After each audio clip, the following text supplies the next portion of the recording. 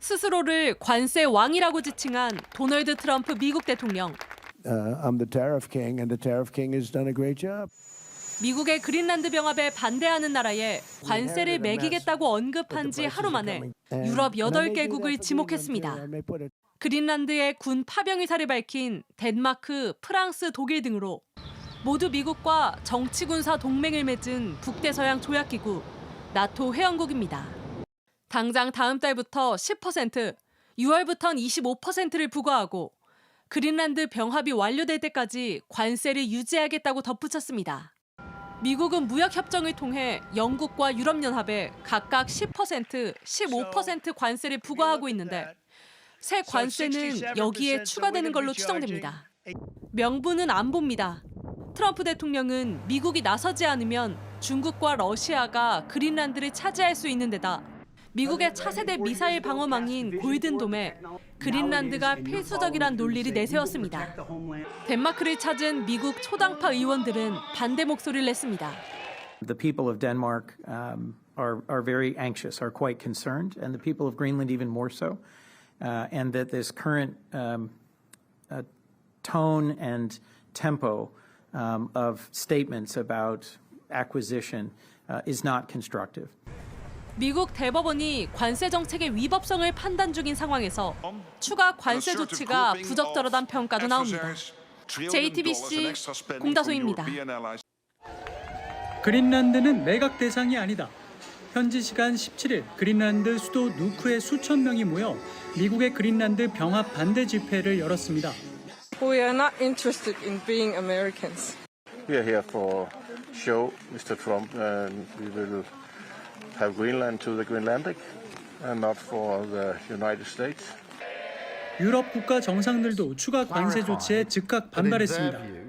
키어 스타머 영국 총리는 성명을 통해 그린란드는 덴마크의 일부이며 그린란드와 덴마크 사람들이 결정할 문제라고 못 박았습니다.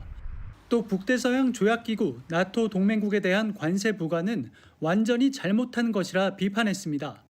에마뉴엘 마크롱 프랑스 대통령은 소셜미디어에 겁박이나 위협이 우리에게 영향을 줄 수 없다며 관세 위협은 용납할 수 없다고 반발했습니다. 유럽 차원의 공동 대응도 예고했습니다.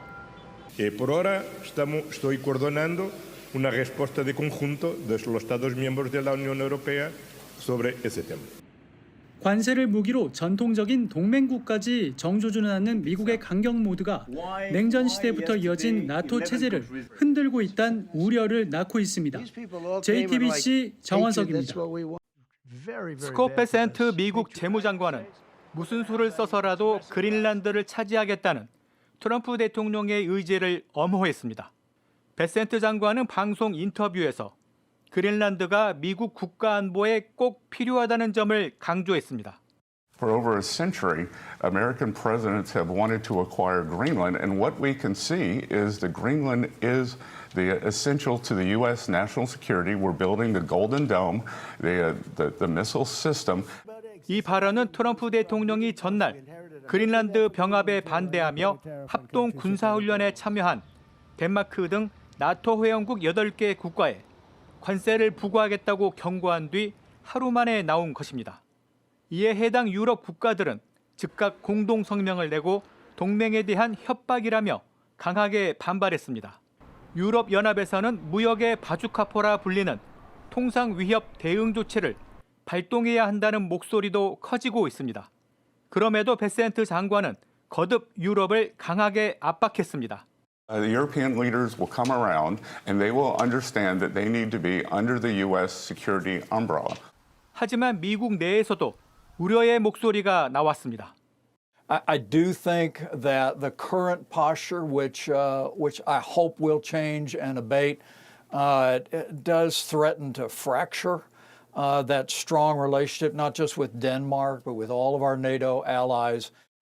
그린란드를 둘러싼 미국과 유럽의 갈등이 대서양 동맹을 축으로 한 국제 질서의 근간을 뒤흔들고 있습니다.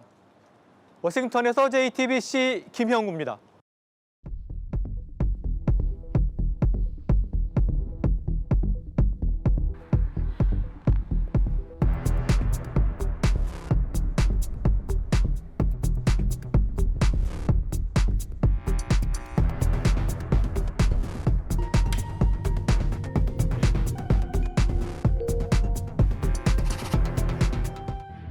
미국과 덴마크, 그린란드의 외교수장이 한자리에 모였습니다.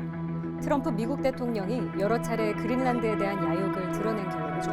첫 만남은 근본적인 이견이 있다는 걸로 결론이 났지만 협상장까지 양측을 끌어낸 것 자체가 미국의 성과라는 해석이 나옵니다. 불과 얼마 전까지만 해도 덴마크와 그린란드가 한 목소리로 그린란드는 파는 게 아니라고 반발했는데 올해 들어 그린란드가 약간 다른 목소리를 내기 시작했기 때문이죠.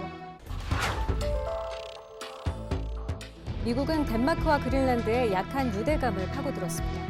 역사를 살펴보면 그린란드는 어쩌다 덴마크령이 된 곳이기 때문이죠. 10세기 노르웨이 치하로 들어간 그린란드는 14세기 노르웨이 덴마크 연합에 있다가 1814년 이 연합이 패전하면서 덴마크의 식민지가 됩니다. 같은 나라로 묶여있긴 했지만 거리가 워낙 멀다 보니 문화 교류도 뜸했고요. 인종도, 언어도, 아이 양육 방식 같은 문화적 차이가 큽니다. 1951년에는 덴마크가 4살에서 9살짜리 이누이트 아이들을 무작정 부모에게서 떼어서 덴마크로 데려가 교육하는 사회 실험까지 벌였는데요. 부모와 다시 만나지 못한 건 물론 정체성 혼란, 우울증 같은 정신질환에 시달리면서 덴마크 사회의 흑역사로 남았습니다. 이렇게 불편한 역사를 경험한 그린란드지만 매년 1조 원에 달하는 경제적 지원에 의존해 살아가는 만큼 독립은 비현실적인 꿈이었습니다. 하지만 그렇기 때문에 세계에서 가장 잘 사는 국가인 미국의 구애가 더 매력적으로 느껴질 수 있는 겁니다. 실제로 그린란드의 몸값은 미국이 흔들 때마다 높아지고 있습니다. 2020년 트럼프가 그린란드를 사겠다는 발언을 꺼내자 덴마크 총리는 70년 전 이누이트 아이들을 데려온 걸 사과했고 2024년에는 이누이트인들에게 불리한 정책인 부모 역량 평가제를 중단하겠다고 밝혔습니다. 지난해에는 덴마크 국기에서 사망관을 빼버리고 그린란드를 상징하는 곰의 크기를 키웠죠. 일각에서는 트럼프가 매입가로 1,000조 원을 제시할 거란 관측이 나옵니다.